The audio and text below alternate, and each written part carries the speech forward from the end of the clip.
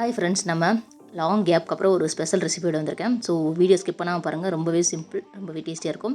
Restaurant style கடாய் பன்னீர் ஒரு நல்லா சாஃப்டான சப்பாத்தியோட வச்சு சாப்பிடும்போது செமையாக இருக்கும். ஸோ ஃபர்ஸ்ட் அதுக்கு நம்ம பன்னீர், கேப்சிகம், வெங்காயம் எல்லாத்தையும் க்யூப்ஸை கட் பண்ணி வச்சுக்கோங்க. அப்புறம் தக்காளி, இஞ்சி, பூண்டு எல்லாத்தையும் கட் பண்ணி வச்சுக்கணும். அப்புறம் ஒரு கடாயில் 2 டீஸ்பூன் அளவுக்கு நல்லெண்ணெய் சேர்த்துக்கலாம். அதில் ஒரு 1 டீஸ்பூன் அளவுக்கு காஷ்மீரி சில்லி பவுடர், 1/4 டீஸ்பூன் அளவுக்கு மஞ்சத்தூள், அப்புறம் 1/4 டீஸ்பூன் அளவுக்கு உப்பு சேர்த்துட்டு அடுப்பு லோ ஃப்ளேம்லேயே வச்சுட்டு லைட்டாக கிண்டிக்கணும். இல்லைன்னா நமக்கு மிளகாப்பொடி வந்து கலர் சேஞ்ச் ஆகிடும். ஸோ அதனால் லோ ஃப்ளேம்லேயே வச்சுட்டு லைட்டாக கிளறிட்டு நம்ம கட் பண்ணி வச்சுருக்கிறது எல்லாத்தையும் இப்போ ஆட் பண்ணிக்கலாம். ஃபர்ஸ்ட்டு பன்னீர், அப்புறம் க்யூப்ஸை கட் பண்ணியிருக்கிற வெங்காயமும் குடமிளகாயும் சேர்த்துக்கலாம். அது சேர்க்கும் போது அடுப்பு லோ ஃப்ளேம்லேயே வச்சு சேர்த்துக்கணும். இப்போ லைட்டாக கிளறி விட்டுக்கலாம். ஒரு 5 மினிட்ஸ் லோ ஃப்ளேம்லேயே வச்சு கிளறிக்கலாம்.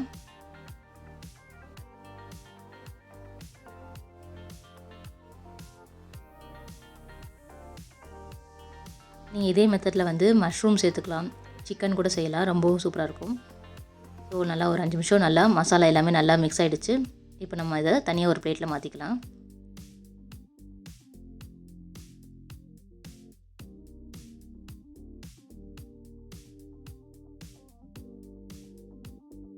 இப்போ அதே கடாயில் திரும்ப ஒரு 2 டீஸ்பூன் அளவுக்கு எண்ணெய் சேர்த்துக்கலாம். சேர்த்துட்டு ஒரு பிரிஞ்சி இலை, 2 கிராம்பு, சின்ன துண்டு பட்டை, ஒரு ஏலக்காய், அப்புறம் கொஞ்சமாக 1/4 டீஸ்பூன் அளவுக்கு மிளகு, 1/4 டீஸ்பூன் சீரகம் எல்லாத்தையும் சேர்த்து லைட்டாக ரோஸ்ட் பண்ணிக்கலாம்.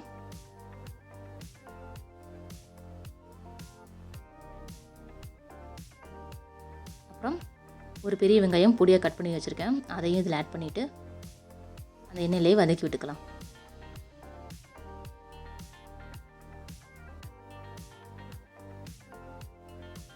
இப்போ தேவையான அளவுக்கு உப்பு சேர்த்துக்கலாம். நம்ம ஆல்ரெடி பன்னீரில் சேர்த்துட்டோம். ஸோ 1/4 டீஸ்பூன் அளவுக்கு உப்பு சேர்த்துக்கலாம்.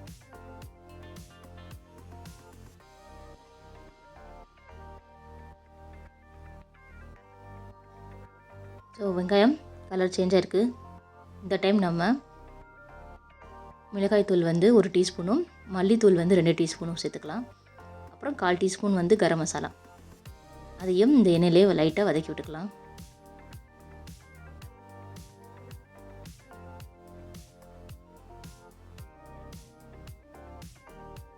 அடுப்பை லோ ஃப்ளேம்லேயே வச்சு வதக்கிக்கணும்.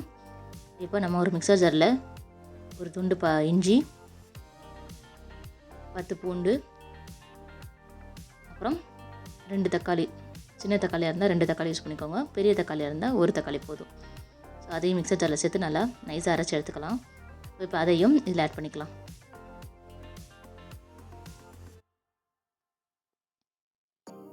நல்லா ஒரு 2 மினிட்ஸ் நல்லா பச்சை வாசனை போகிற வரைக்கும் நல்லா வதக்கி விட்டுக்கணும்.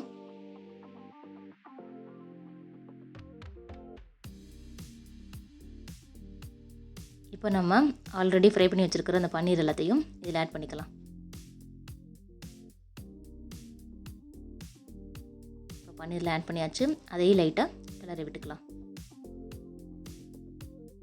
அப்புறம் கொஞ்சமாக தண்ணி சேர்த்துக்கலாம். அந்த மிக்சர் ஜாரில் இருந்ததை வலித்து தண்ணி சேர்த்துக்கலாம்.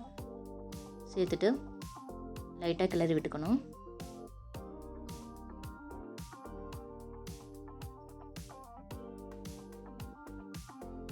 இப்போ 2 பச்சை மிளகா கீறிட்டு சேர்த்துருக்கேன். அப்புறம் ஒரு 1/4 டீஸ்பூன் அளவுக்கு வெல்லம், அதையும் சேர்த்துட்டு லைட்டாக கிளறி விட்டுட்டு நம்ம மூடி போட்டு மூடி வச்சிடலாம். ஒரு 10 மினிட்ஸ் மட்டும் லோ ஃப்ளேமில் வேகட்டும். அவ்வளோதான், நம்ம பன்னீர் எல்லாம் மசாலா எல்லாம் நல்லா வெந்து வந்துடுச்சு. லைட்டாக கிளறி விட்டுக்கணும். ஸோ ஃபைனலாக கஸ்தூரி மேத்தி சேர்த்துக்கலாம். லைட்டாக இந்த மாதிரி க்ரஷ் பண்ணிவிட்டு சேர்த்துக்கலாம். நான் கஸ்தூரி மேத்தி வீட்டிலேயே ப்ரிப்பேர் பண்ணியிருந்தேன். ஸோ தேவைன்னா சொல்லுங்கள், நான் நெக்ஸ்ட் வீடியோ அப்லோட் பண்ணுறேன். லைட்டாக கிளறி விட்டுக்கலாம்.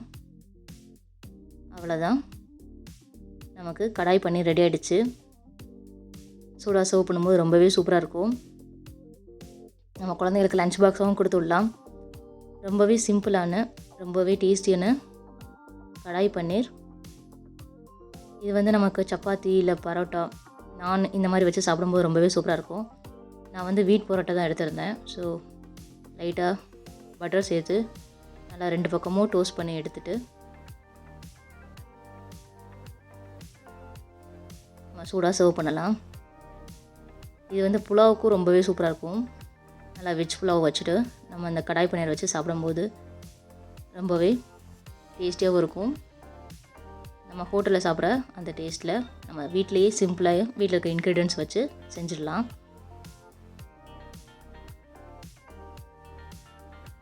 நமக்கு வீட் பரோட்டா ரெடி ஆகிடுச்சு. ஸோ அதோட நம்ம ரெடி பண்ணி வச்சுருந்த கடாய் பன்னீரை வச்சு சாப்பிடும்போது ரொம்பவே டேஸ்ட்டாக இருக்கும். ரொம்ப சிம்பிள் தான், ரொம்ப டேஸ்டியான ரெஸ்டாரண்ட் ஸ்டைல் கடாய் பன்னீர் ரெடி. நீங்களும் இதே மெத்தடில் வீட்டில் ட்ரை பண்ணி பாருங்கள். ரொம்பவே சூப்பராக இருக்கும். பிடிச்சிருந்தா சப்ஸ்கிரைப் பண்ணுங்கள். பாய்.